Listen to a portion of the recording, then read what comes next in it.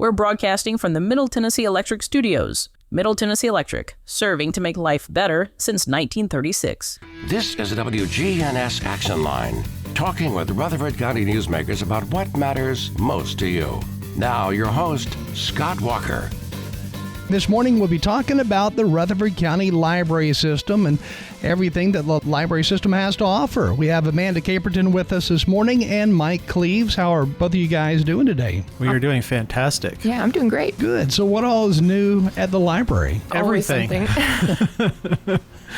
Our bookmobile just had its 1-year anniversary last month, so it's been 1 year of having it out in service in the community, and it's been pretty amazing. And for those who are maybe new to the area, this is a new bookmobile. Yeah, we got it last year in January after a 2-year layoff trying to actually get it built back up. So this is our first year having a bookmobile in service since 2020. This bookmobile, the purchasing of it, that all started during COVID. So I guess that's what took so long to get it all together. A lot of the issue was just sourcing parts. We would sit waiting for 6 or 7 months just to get a chassis or something like that to come in. So it took a minute. Now, what are some of the things that this bookmobile offers?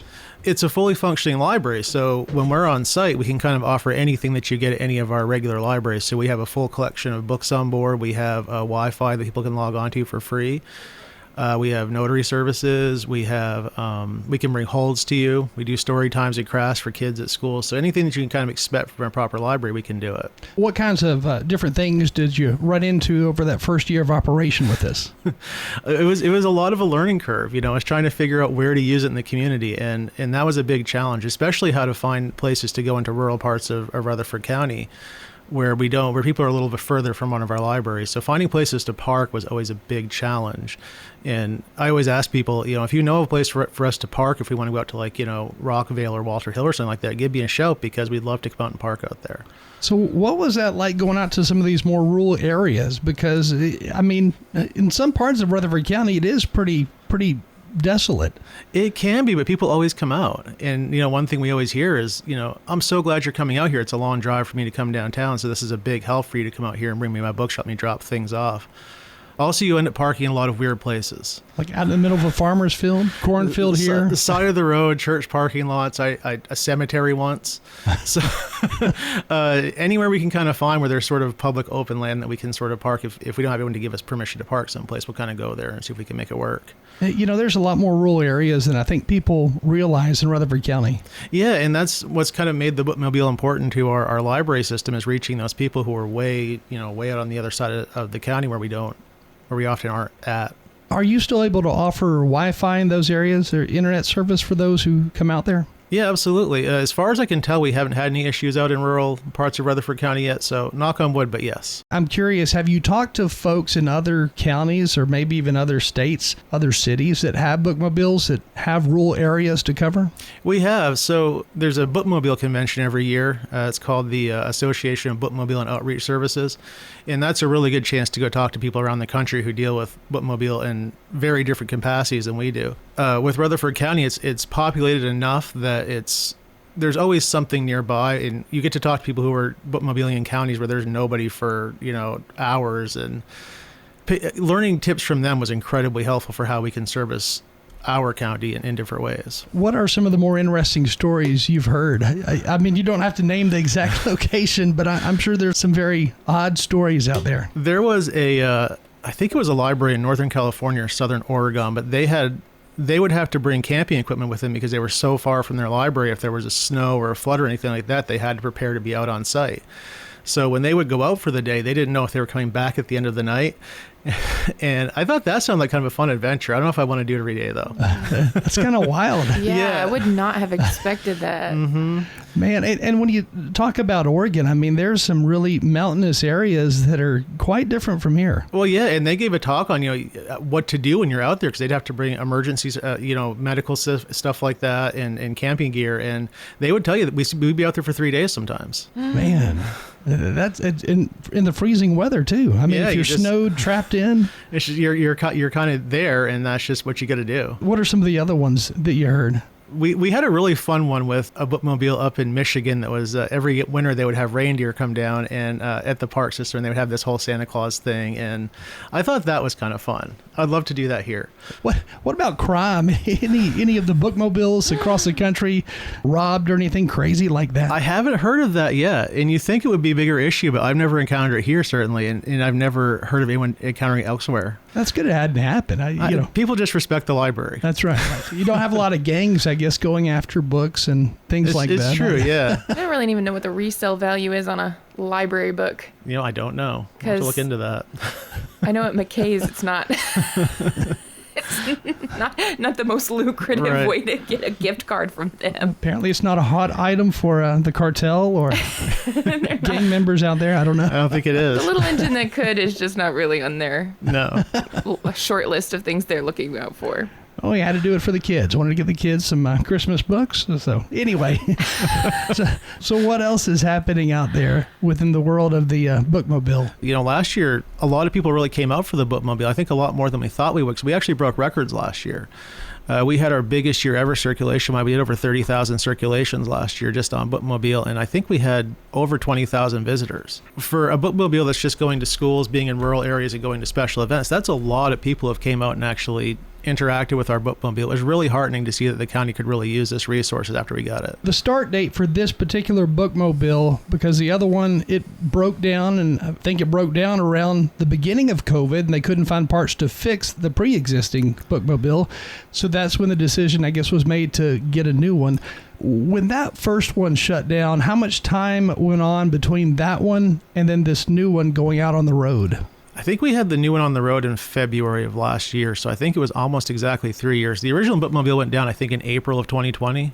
And so it was pushing right up on 3 years. So you went 3 years without having a bookmobile circulating? We did. We bookmobiled out of the back of a minivan for a long time. I was about to say, you were still out there. Oh, yeah, we were bringing active. Books to the community, but you were just in that minivan instead. Nobody knew who you were. Just No. was some random minivan out here parked in a church parking lot every day. It was labeled.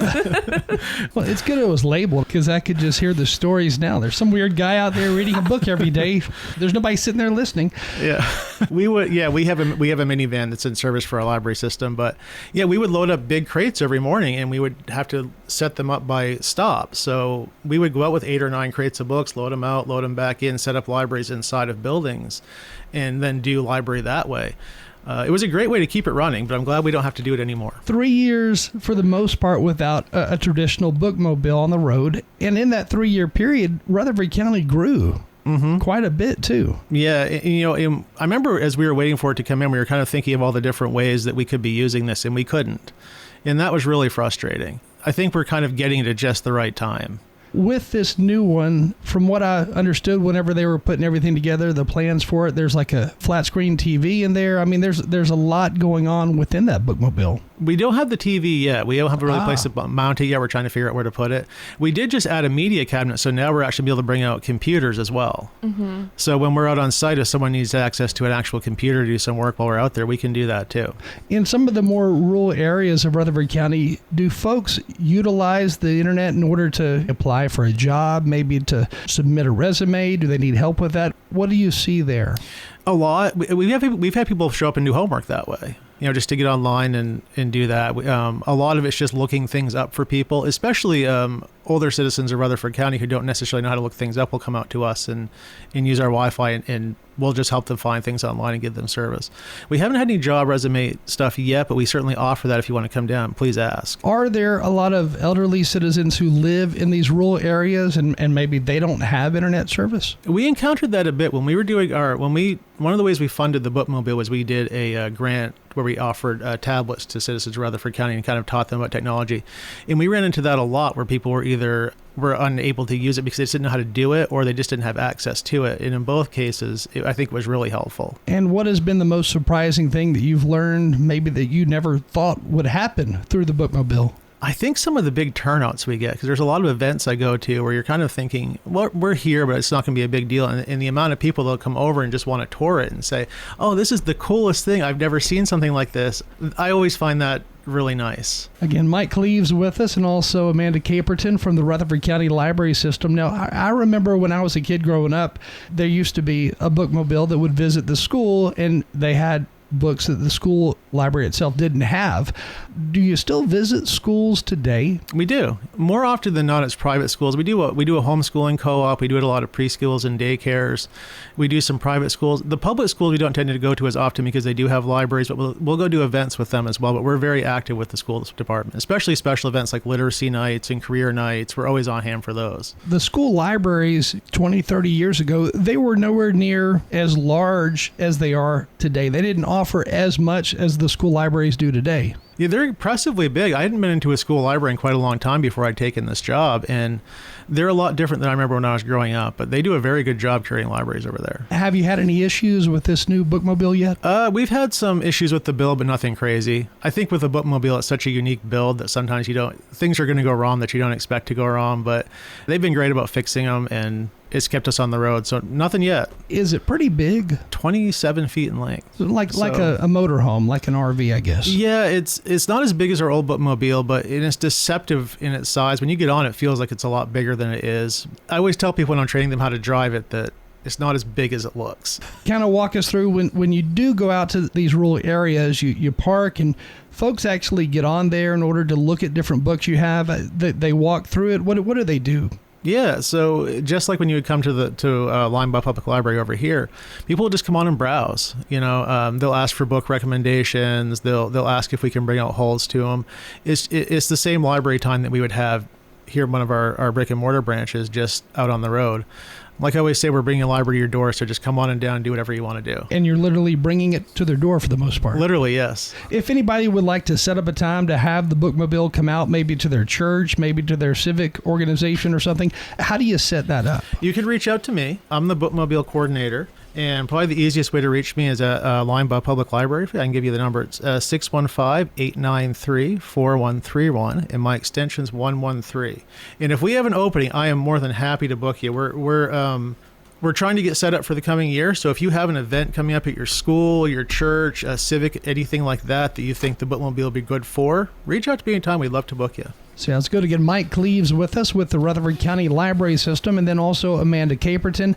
And Amanda, turning to you a little bit here. I know you have a lot to talk about, but the Library of Things, I've heard a little bit about it, but not a whole lot. What is that Library of Things? So it is at the Technology Engagement Center. And for those who don't know, the Technology Engagement Center is a branch of our library system that is a little more non-traditional. We don't house books on the facility, but we do house a lot of technology for the public to come and use. But a lot of that stuff is in-house use. And we ran into a number of use cases where people wanted or needed to, take items with them for an amount of time. So we worked together, and Kathleen Tyree, the branch manager over at the Technology Engagement Center, spoke to other libraries who were doing libraries of things and said, I think we can do this. So it really is just exactly what it sounds like, library of things where we house common objects that you might need, as well as some things that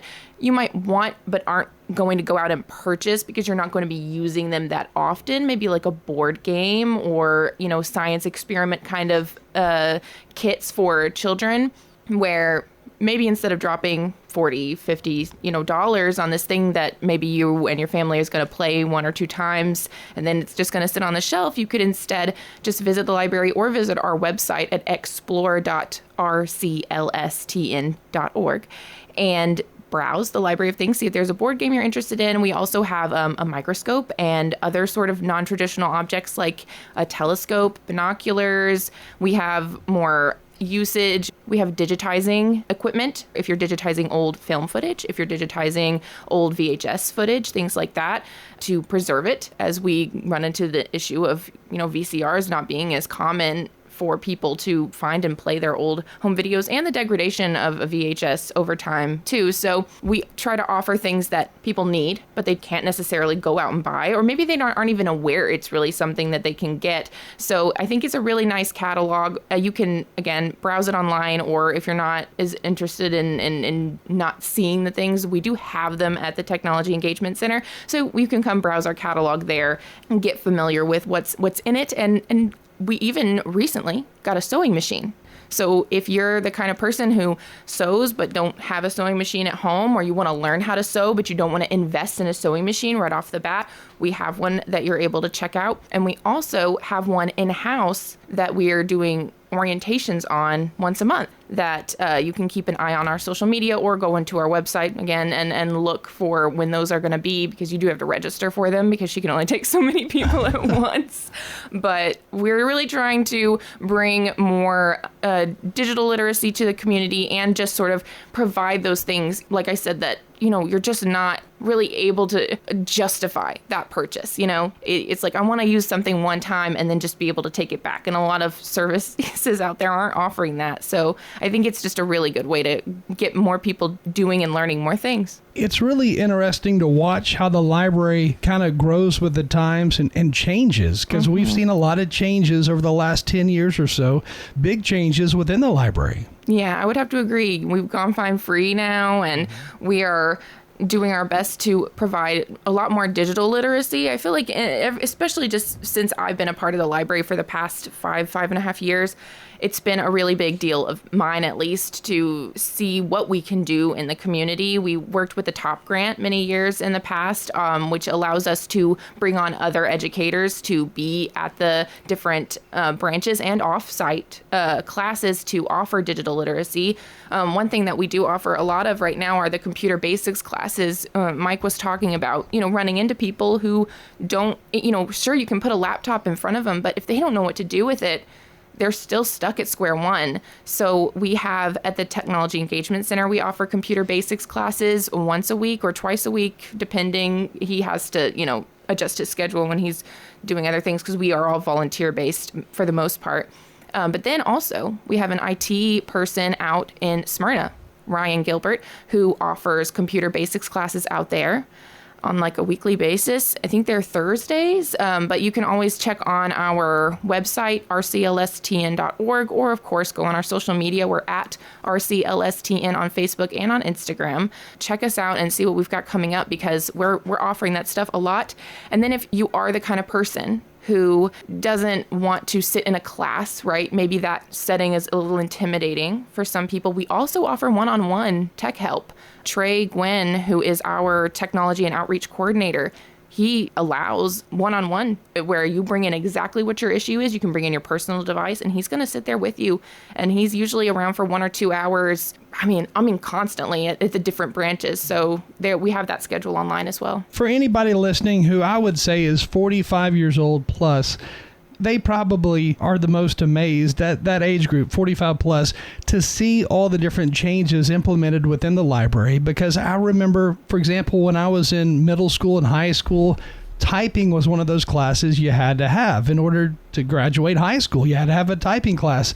But now, I don't even know if they have typing classes, but you see that trickle over into technology and trickle over into the library system, and what the library offers is just wild to see all the differences. I mean, from these computer classes being taught at the library to being able to print in 3D at the library. Oh, yes, we do have the 3D printers, and we have those at Smyrna now, too. So we have it at the Technology Engagement Center and at Smyrna. So before, it was fairly exclusive to the Technology Center, but Ryan, again, really great IT guy out there, was like, I want to get this on the roll. He also teaches Tinkercad. So if you're into 3D design, then he's also teaching intro classes for that software. On that subject of volunteers, I know you said you have a lot of volunteers that make a lot of this stuff happen. Mm-hmm. Can anybody who's listening who maybe has a background in computer technology somehow, can they get involved and help out at the library? Oh, 100%. We have an entire volunteer page on our website if they want to volunteer in that official capacity, but also you can just reach out.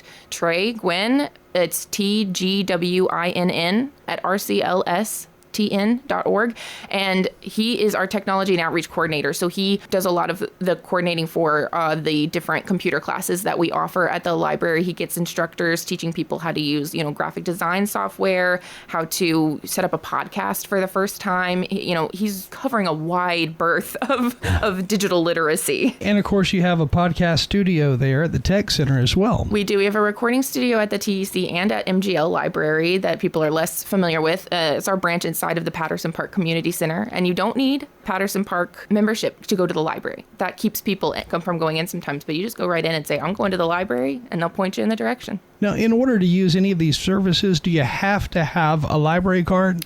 To attend classes or just to come to the library and use a computer, absolutely not. But if you want to use the recording studio or the 3D printer, things like that, those will require a library card to be used. And then, of course, to check out books, to check out anything from the Library of Things. Yeah, Library of Things, you 100%, we'll need a library card. For the Library of Things, if you want to go rent a pair or check out a pair of binoculars, do you have to put a deposit down, or do you just use your library card? Not at all. It is completely free for you. Just bring your library card, and we will either put it on hold for you if somebody else has it checked out and let you know when it comes in, or you can take it with you right then and there. Cool. And how many days do you get that item for? If it has a hold on it, it's going to be a shorter amount of time. I think it's either 7 days or 2 weeks. I'm not 100% sure. It might be dependent on the item. I know for our other things that are not technically library of things, like our Quest kits and citizen science kits that are geared towards children and STEM. So it's like all science experiments or engineering kits, things like that. Those are 2-week checkouts. Okay. So I would imagine the Library of Things is no different. And again, for anybody listening who does not know where the Tech Center is, it's kind of on the back half of Hopgood School. Mm-hmm. Yes. We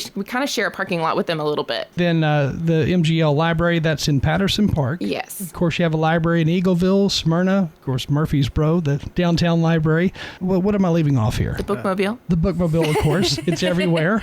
And the Historical Research Center over on Rice Street. That's right. That's a great facility if you want to do some research into like genealogy or just research the history of your town or see some old cool books or anything like that. Definitely swing on by and see Kayla, because she's doing a great job over there. And you can learn a lot about Rutherford County there. Oh, absolutely. I believe it's coupled with the county archives as well. So it's expanded what we offer as a library, because we have that facility on site as well now as a partnership. And you can dig in deep and find some cool stuff, old yearbooks. I even saw some old phone books here the other day. So what's a phone book? Right. I know we only have like a minute left here, but I know a local business in town, they went there to research their business. They wanted to know more about where they had advertised, in the 1950s, 1960s, and they wanted pictures. It was cool that they could do that. And it's a lot of information that you really can't find online. Yeah. It's stuff that you may be able to Google it, but go look in a book because it's probably there if you can't find it. It's on some stuff is on microfiche or transferred to a computer. Yeah, microfilm, and I think they're digitizing. I'm not sure. I would have to ask her about that. But yeah, they have a lot of resources. Very cool stuff. Again, Mike Cleaves and Amanda Caperton with us this morning from the Rutherford County Library System, and we've got even more coming up about different things, different events that are part of the library system after this break. But again, thank you both for joining us. Thank you for having us. Thank you very much. The Action Line on FM 101.9 and AM 1450 Murfreesboro, FM 100.5 Smyrna. Listen and watch at WGNSradio.com. Hi, this is Amanda from Animal City. Come do business with my family. You'll find us at 919 Northwest Broad Street right here in Murfreesboro. As your local pet store, we're here to build relationships. That's just one of the reasons that we've been a staple of the Murfreesboro community for more than 34 years. Come see why Animal City is the trusted choice for pet owners all across town. Visit us today at 919 Northwest Broad Street in Murfreesboro. You can also find us on Instagram at AnimalCityTN. Friends? Yes. The financial partners whom you've built a relationship with at Old National Bank are still at the Dr. Martin Luther King Jr. Boulevard location, right here in the borough. And so are the warm, homemade cookies. Cookies are ready, dear. Like Grandma used to make. If you need online and mobile banking, Murfreesboro's Old National Bank does that too. You and Old National Bank, better together. Old National Bank at 2230 Dr. MLK Jr. Boulevard. Old National Bank, member FDIC. We're broadcasting from the Middle Tennessee Electric Studios. Visit MTE.com.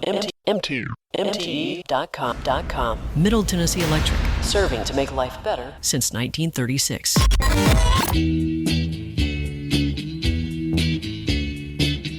Hello from the Rutherford County Library System. This is Amanda bringing you library news and events from our 5 branches around the county and what's going on at your library system. Linebaugh Public Library has partnered with Autism Tennessee to launch new programs designed to make the library more inclusive and welcoming for autistic patrons, neurodiverse families, and the entire community. Thanks to funding from the KFC Foundation, Linebaugh now offers a relaxing area equipped with comfortable seating and resources to support sensory needs, sensory kits that are available for use in the library or for checkout, including STEM aids and other tools to enhance comfort during library visits or at home, as well as updated collections, including books and materials authored by autistic people, offering neuro-affirming perspectives and valuable insights into neurodiversity. Thank you so much to Autism Tennessee and the KFC Foundation for working with the Rutherford County Library System to create a more inclusive community. And remember, it's not too late to sign up for the Harry Nelson Winter Reading Program at Linebaugh or the Walter King Hoover Winter Reading Challenge in Smyrna. We challenge you to read and review 6 books in 6 weeks from February 2nd to March 15th. Read what you like. There will be drawings and prizes. All you need to participate is a library card. Reviews can be as long or as short as you please. Registration is open now, and you are not limited to only one of the 2 programs. So visit Linebaugh Library and Smyrna Library to sign up and resolve to read this winter. Also, you are not required to be an RCLS card holder to attend live events and groups or to visit the library. Now let's hear from Linebaugh Youth Services. Hello, this is Katie Turner, Youth Services Coordinator at Linebaugh Public Library. And this is Ollie Miller, Youth Services Assistant at Linebaugh. Our Imagine Your Story Storytime theme continues with our all-ages storytimes on Tuesdays and Wednesdays at 10 a.m. and itty-bitty storytimes on Thursdays. Storytimes include a mix of stories, songs, and puppet shows for the big kids, and lap bounces and finger plays for our itty-bitty friends. Do you have a child who is struggling or a new reader? Does your child love to read? Does your child love dogs? We have the perfect opportunity for you here at Linebaugh. Call to register to read to a trained reading education assistance dog. The dogs love to listen to children read while being petted and cuddled. Stevie and Paris will be here on Mondays from 3:30 to 5, and Frankie the Poodle is here on Saturdays. Call ahead to sign up. Especially for our homeschool families, Library 101 workshops meet on the second Monday of each month at 11 a.m. We've done a library scavenger hunt, learned how to search for nonfiction books, and on March 10th, we'll be discussing reference materials. The Teen Board Game Club is brand new. Come test out your strategic prowess with fun and challenging board and card games on the third Friday of every month at 3:30 p.m. February's game spotlight will be Cards Against Humanity, Library Edition. Calling all aspiring authors, we've started a new creative writing club at Linebaugh. Tweens and teens can learn about different types of creative writing, practice them, and share their work with friends on the first and third Tuesdays of each month from 4 to 5:30 p.m. Linebaugh's Teen Anime and Manga Club will be discussing our favorite antagonists. Come to Linebaugh on March 8th with your top 3 favorite anime and or manga antagonists so we can discuss what makes them bad or just misunderstood. All of these great programs for tweens and teens are thanks to our Teen Advisory Board. Do you have an idea for a program here at Linebaugh? Do you need service hours for school or clubs? The Teen Advisory Board, or TAB for short, meets on the first Saturday of each month at 3 p.m.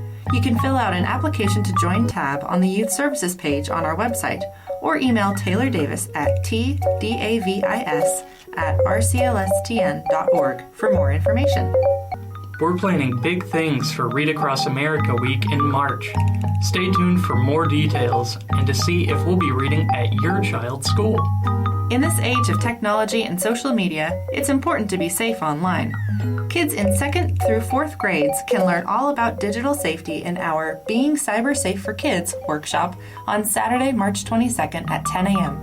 Space is limited, so please register in advance on our website.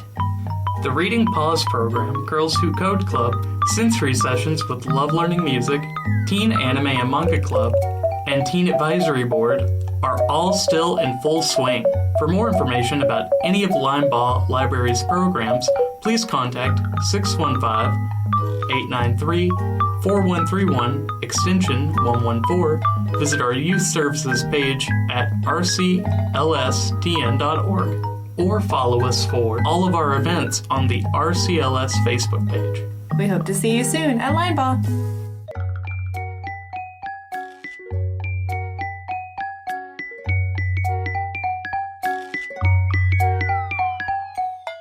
The Friends of Linebaugh Library invite you to become a member. For over 40 years, Friends has given its support to such library activities as the summer and winter reading programs, the Pen Pals program that brings children's book authors to schools, and the popular bookmobile. Membership forms may be picked up at the circulation desk at Linebaugh Library, Myrtle Glanton Lord Library, and Tech, or email us at foalandtheborough@gmail.com. Once you join, you will receive our quarterly e-newsletter, access to 2 members-only book sales, and an invitation to our local author event. We look forward to your support.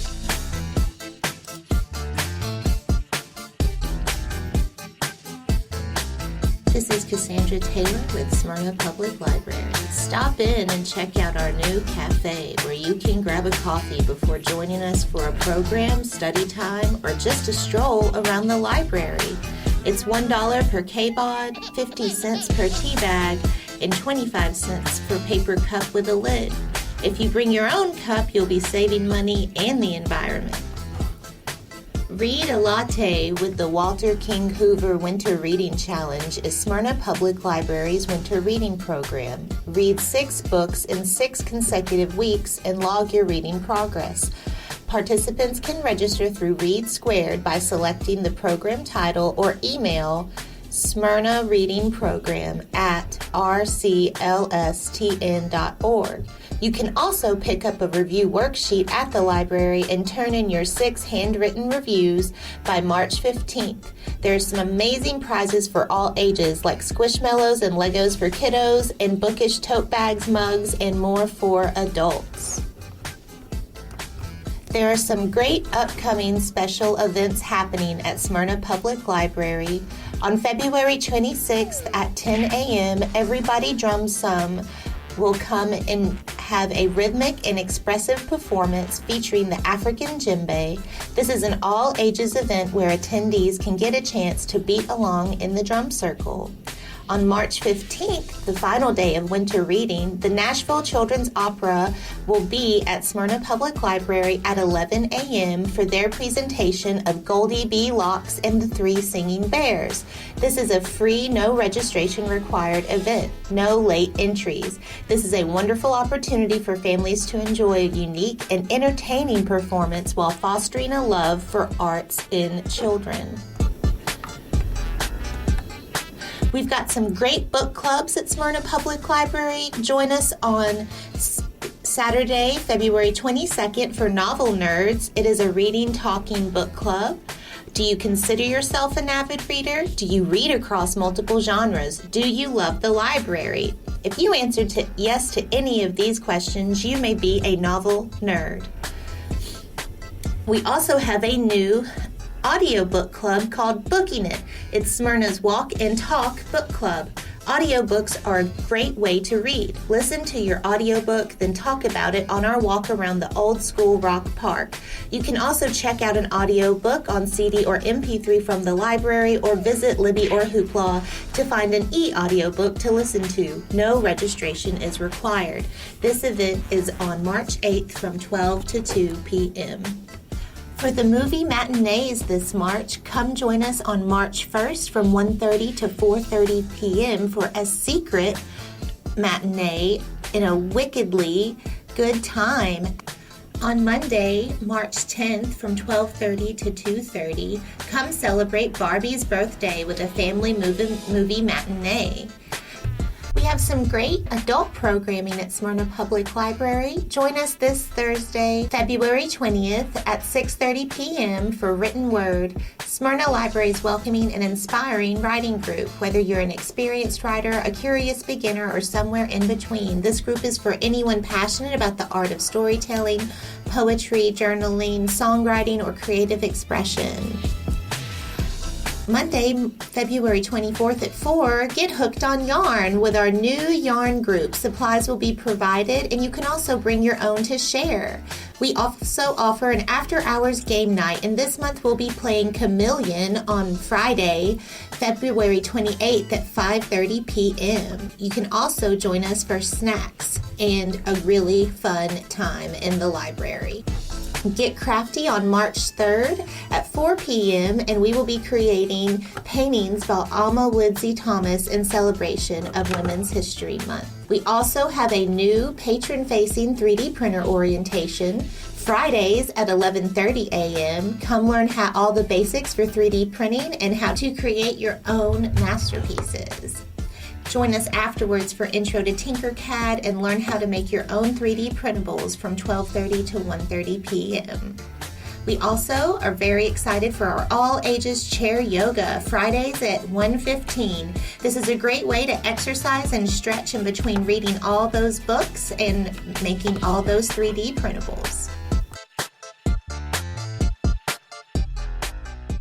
Hello, it's Kathleen from the Technology Engagement Center located next to Hopgood Elementary School. Upcoming in our STEAM clubs, Tiny Tech and Tinker Tech, we'll talk about our amazing bodies, cool things about the human form, lungs and breath, our structure, our strong and exacting hands. We are all so amazing. Come by and celebrate humans with us. It's time, story time in March. It's all about spring. We know it's still cold outside, but you can see the first hints of the new season, and we are ready. If you like a smaller event with a big amount of fun, join us for story time at the Tech. Our homeschool STEAM club is back for kids ages 5 and up on the first Friday of the month. Check out our events calendar for more information. Books and Brews ebook club meets monthly at various venues in Murfreesboro. Do check the RCLS calendar and the Facebook group for specific details. We strive to find titles available via Hoopla and embrace all formats. The Sci-Fi Book Club is moving its meeting day to the last Sunday of the month versus Friday. Check out the book group page for details. Our Glowforge laser cutter orientation is still weekly. Please sign up in advance as the space is limited. The Tech's 3D print orientation is now monthly on the third Sunday. Feel free to inquire, though, about other options. We have a new sewing machine orientation, which takes place on the fourth Sunday of the month, and pre-registration is required for this as well. The Adult Maker Club is on the first Sunday of the month, always a good time. Watch for the sign-up form on social media and get your craft on with us. Computer Basics, HiSet, ESL, and Tech Coaching all meet regularly at the Tech. Check the online calendar or give us a call if you have questions. Pre-registration is required for the HiSet and ESL classes, which are provided by Workforce Essentials. There are plenty of interesting computer classes being offered. Check the events calendar and social media for more details and times. Do let us know what interests you. We love input. If you're a computer beginner but you can't make the afternoon class, basic computer use is being offered on the last Wednesday of the month at 6 p.m. Chuck the Duck will be back at our last Saturday coding class. We'll be focusing on movement in Godot Gaming. Where will Chuck go next? The Python class went so well last month that we are back with more. Join us on February 26th and get your code on. You know that the Tech has amazing STEAM kits and citizen science kits. Well, the fun has spread throughout the system.